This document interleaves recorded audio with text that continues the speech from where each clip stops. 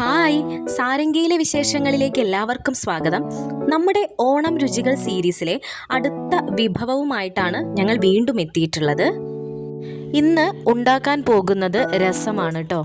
രസം വളരെ സിമ്പിളായിട്ടാണ് ഉണ്ടാക്കുന്നത്. അപ്പം വീഡിയോ സ്റ്റാർട്ട് ചെയ്താലോ? ഒരു തക്കാളി, 2 ടീസ്പൂൺ കുരുമുളക്, 2 ടീസ്പൂൺ പച്ചമല്ലി, കുറച്ച് മല്ലിച്ചപ്പ്, 1 ടീസ്പൂൺ ചെറിയ ജീരകം, 4-5 കുഞ്ഞുള്ളി, അതുപോലെ തന്നെ ഒരു 4-5 വെളുത്തുള്ളി.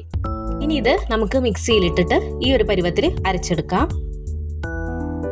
അതുപോലെ തന്നെ ഒരു നെല്ലിക്ക പരുവത്തിലുള്ള പുളി പിഴിഞ്ഞു വെച്ചിട്ടുണ്ട്. ആ പുളി വെള്ളത്തിലേക്ക് നമുക്ക് നേരത്തെ അരച്ച് വെച്ചിട്ടുള്ള അരപ്പ് ചേർത്ത് കൊടുക്കാം. അതിലേക്ക് കുറച്ച് വെള്ളം ചേർത്ത് കൊടുക്കാം. രസം എത്രത്തോളം ക്വാണ്ടിറ്റി വേണോ അതിനനുസരിച്ച് വെള്ളം ചേർത്ത് കൊടുക്കാം. വെള്ളം ഓവറാവുകയും ചെയ്യരുത്, കാരണം നമ്മൾ അരപ്പിൻ്റെയൊക്കെ രുചി ചിലപ്പോൾ വ്യത്യാസം വരും. പിന്നെ നമ്മൾ ഒരു തക്കാളി കൂടെ കട്ട് ചെയ്തിട്ട് അതിലേക്ക് ഇട്ട് കൊടുത്തിട്ടുണ്ട്. 2 പച്ചമുളക് ചേർത്ത് കൊടുത്തിട്ടുണ്ട്. ഈ വലുപ്പത്തിലുള്ള ഒരു കഷ്ണം കായം കൂടെ ചേർത്ത് കൊടുത്തിട്ടുണ്ട്. 1 ടീസ്പൂൺ മഞ്ഞൾപ്പൊടി, 1 ടീസ്പൂൺ മുളക് പൊടി, 1/2 ടീസ്പൂൺ ഉപ്പ്. ഇതെല്ലാം കൂടെ ചേർത്ത് കൊടുത്ത ശേഷം നന്നായിട്ട് ഇളക്കാം. ഇനി നമുക്ക് രസം അടുപ്പത്ത് വെക്കാം. രസം നന്നായിട്ട് തിളച്ച് വന്നിട്ടുണ്ടേ. ഇനി നമുക്ക് ഇതിലേക്ക് മുറിച്ച് വെച്ചിട്ടുള്ള മല്ലിച്ചപ്പ് ചേർത്ത് കൊടുക്കാം. എന്നിട്ട് സ്പൂൺ വെച്ച് നന്നായിട്ടൊന്ന് ഇളക്കി കൊടുക്കാം. ഇനി രസം വറവിടാൻ വെളിച്ചെണ്ണ ഒഴിക്കണം.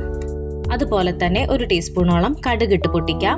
അതിലേക്ക് കുഞ്ഞുള്ളിയും വെളുത്തുള്ളിയും ചതച്ചത് ചേർത്ത് കൊടുക്കാം. എന്നിട്ട് നന്നായിട്ടൊന്ന് വഴറ്റി കൊടുക്കാം. അതിലേക്ക് കറിവേപ്പിലയും അതുപോലെ തന്നെ വറ്റൽമുളകും കൂടെ ചേർത്ത് കൊടുക്കാം. എന്നിട്ട് നന്നായിട്ട് വഴറ്റിയെടുക്കാം. ഇനി ഇത് നേരെ നമുക്ക് രസത്തിലേക്ക് ഒഴിച്ചു കൊടുക്കാം. നമ്മുടെ രസം ഇവിടെ തയ്യാറായിട്ടുണ്ട്. വളരെ സിമ്പിളായിട്ടാണ് രസം തയ്യാറാക്കിയിട്ടുള്ളത്. രസത്തിൻ്റെ റെസിപ്പി നിങ്ങൾക്ക് ഇഷ്ടമായിട്ടുണ്ടെങ്കിൽ ലൈക്ക് തരാൻ മറക്കരുതേ. അതുപോലെ തന്നെ നിങ്ങളുടെ വിലപ്പെട്ട അഭിപ്രായങ്ങൾ കമൻറ്റുകളായിട്ട് രേഖപ്പെടുത്തണേ. പുതിയൊരു വീഡിയോയുമായിട്ട് നമുക്ക് വീണ്ടും കാണാം.